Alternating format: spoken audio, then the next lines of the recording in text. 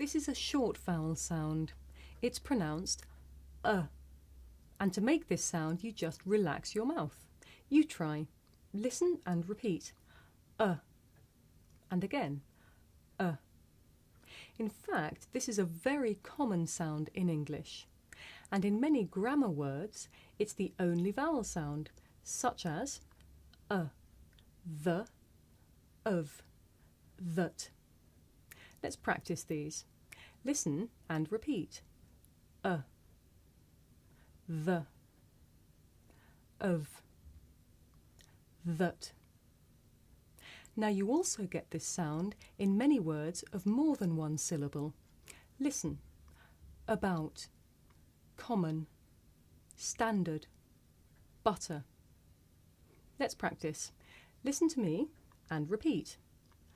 About, common, standard, butter. Good. You could say that the vowel is the most important vowel in English. In fact, it's so important it has its own name. It's called John. No, not really. It's actually called Schwa. Schwa, which is pretty strange when you think about it because the word schwa doesn't have the schwa sound in it. So why is this sound so important? Well, it's a very natural sound for English speakers, and it's actually the most frequent sound in English. It appears in just about every word with more than 2 syllables, and it's very important for getting the stress and rhythm of English right. Schwa is usually in unstressed syllables. Let's have a look at some examples.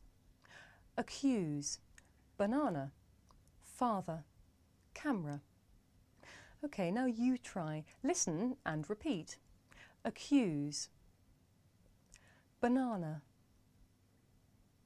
father, camera. Now, as well as being a part of many words, schwa can also be the pronunciation for a whole word itself. And to show you this, I'm going to need an assistant.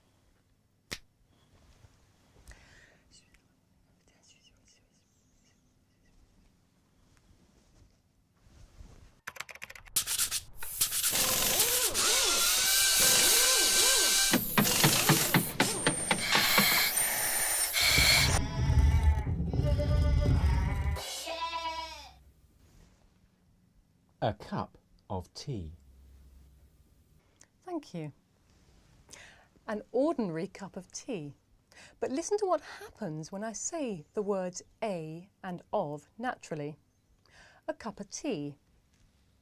A cup of tea. The words a and of become schwa, Now you try. Listen and repeat after me. A cup of tea. A cup of tea. Good.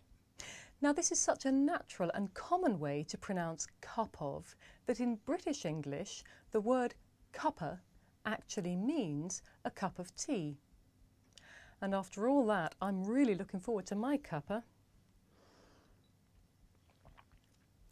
Actually, what I really fancy is a piece of cake.